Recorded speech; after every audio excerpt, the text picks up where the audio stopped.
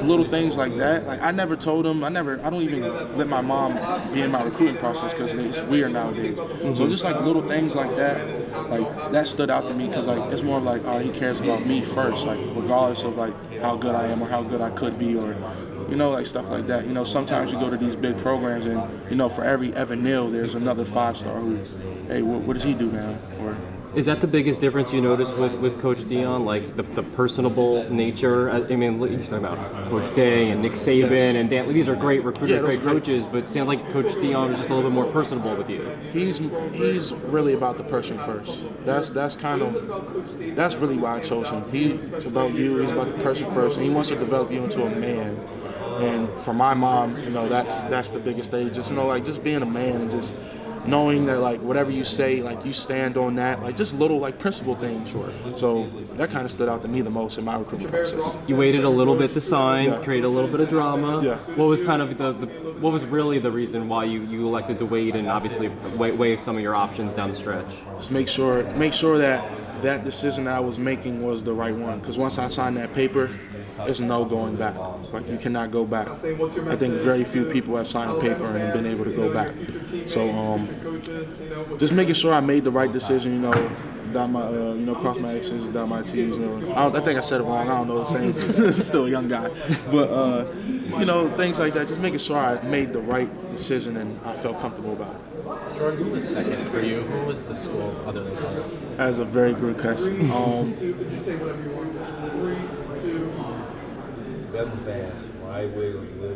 Bamor, Tennessee.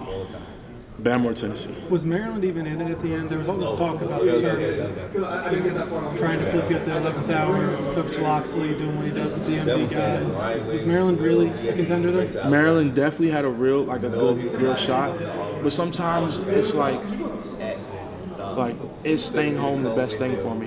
Because like when I went to IMG, it was strictly just football, like just about my business. I'm able to just work on my craft and get better. And then it's like, what if I did that in the college level, go away, work on my craft, and do the same thing I did at IMG at another program? So it's like little things like that. I was just like, I think that's the best thing for me personally. When did you actually sign your paperwork? Was it on Wednesday and then you waited to send it in, or was it actually on Friday? So I actually signed the first day they got it to me, that was Wednesday morning, right? So I actually signed Wednesday morning, but I didn't send nothing.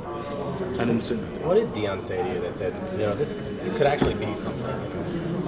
Like during recruiting. Okay. His thing was he needs linemen, and he's gonna get the development part. He's gonna get me the whole offensive line group. We're gonna be able to, like I said before, get in touch with everybody who knows about this stuff. Big Willie, Duke Waymather over there in Dallas, all those guys who train guys like that, he can get us in contact with to make our game get developed by, better. But also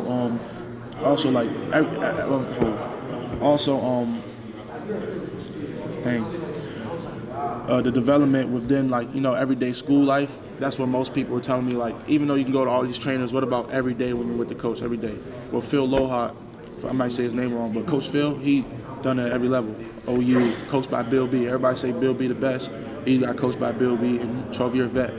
So it's like everybody says his first year of coaching, but I feel like he knows what he's talking about, or Coach Prime would have hired him. Were there schools negatively recruiting against Deion, saying he's not serious? What was said to you during that, especially down the stretch? They were saying, this is the most famous one I got. It was like, what do you want to be, a rapper or something? I'm like, hey, I get what you're saying, but bro, it was a lot of negative recruiting about him. I feel like some people don't understand that he's only been there for about has it been a year yet? Yeah, It's been a year. The turnaround that program had from 1-11 to what they went 5-6, 4-8, yeah.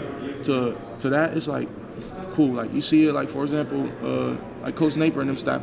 How long they been there? This is their Second year. Same thing. You got to take some time. Alabama was at Bama in 6 months. It takes time. Just give it a year, another year, maybe 2 years. And that's going to be a real program that everybody's going to want to go to. Can you tell me a little bit about your relationship with Shador? He was there on Friday when you sent in your stuff. You were in Miami doing some shopping, and got this whole YouTube channel set up with him. What's your relationship like with Shador? So me and Shador, we locked in. So that's kind of crazy. I did something with Hayes Foss. We did like an IG live, and then he was asking me like, what's our relationship? And then Shador was like, yeah, just tell him we're not friends and stuff like that. But like, we're really close. Me, him, Bucky, if y'all know the older brother, like all of us, we're like a trio. So like we fit together. And you know, having a guy like that, he kind of brings the quarterback knowledge to me of like off the field, like how to carry myself. Like I just really like the Sanders family. Like they're just trying to pour all the knowledge that they have into me and also everybody around me, which is like my offensive line, quarterback, receivers, everybody's coming in. They just want to pour knowledge, and you don't really get that in a lot of different places. How much was that watch? It was a gift. Yes, sir. It was a gift. But it's just really nice. You know what they say, like, sit there. Yes, sir. Only the hard-hitting questions from Adam.